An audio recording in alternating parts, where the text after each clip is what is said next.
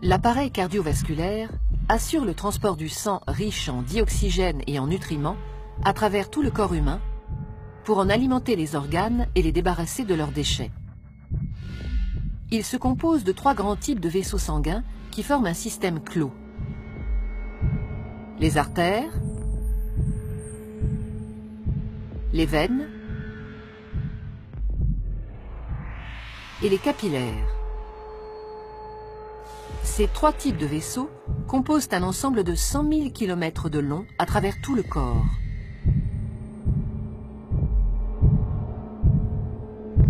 Une artère transporte le sang du cœur vers les organes.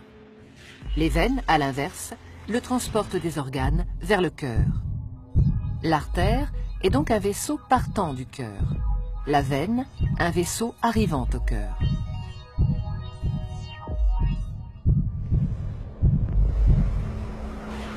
Tous les organes sont richement irrigués, c'est-à-dire qu'une multitude de petits vaisseaux sanguins les parcourent. Ce sont les capillaires.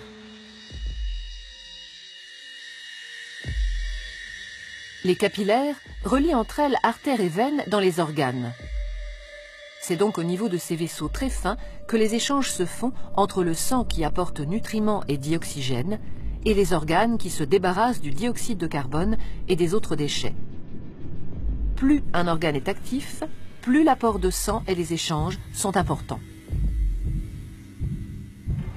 Les échanges ne sont possibles que parce que le sang circule en permanence dans les vaisseaux en sens unique.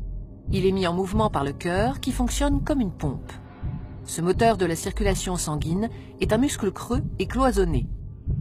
À chaque contraction, il propulse du sang dans les artères. Le cœur possède 4 cavités avec un côté droit et un côté gauche, composés chacun d'une oreillette et d'un ventricule. Le côté droit reçoit le sang pauvre en dioxygène. Le côté gauche, au contraire, le sang enrichi en dioxygène après son passage au niveau des poumons. Chaque contraction le propulse dans les artères. Au cours d'un battement normal du cœur, le sang pauvre en dioxygène, renvoyé par les organes, pénètre dans l'oreillette droite par la veine cave. La contraction de l'oreillette droite le fait passer dans le ventricule droit, qui, en se rétractant à son tour, l'expédie dans les poumons par l'artère pulmonaire.